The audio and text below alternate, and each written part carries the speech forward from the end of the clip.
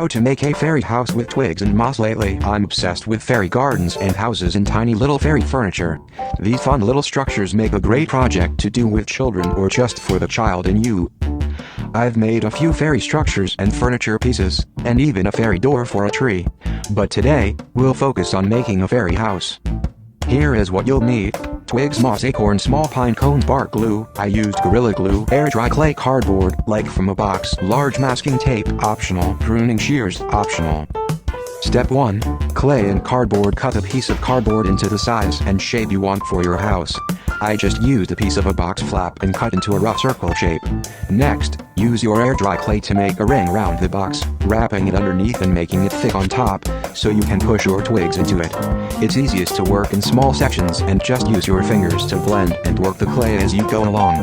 This makes a solid base for your structure. Step 2. Twigs. Using your hands or cutting tool, snap the twigs until they are roughly the size you want for your fairy house. I recommend about 6-10 twigs for this, but you can decide what works for you. Place a drop of glue on the end of your twig, then press each twig into the clay around the edges of your cardboard and angle them so they meet in the middle like a teepee. If more clay is needed, you can add it around the base of each twig. Step 3. Hardest part. Let it dry overnight. Step 4. Funnest part. Start decorating.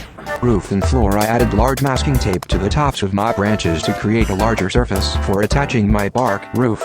I made sure the tape wrapped around and stuck to itself, not just to the branches, as it might fall off. Cut pieces of bark using your hands to snap them or cutting tools, such as wire cutters or pruning shears. Attach the bark to the top of your structure. Don't worry if you have a few gaps. You can fill them in with moss. Also, add bark pieces to the floor using glue. Again, don't worry about gaps.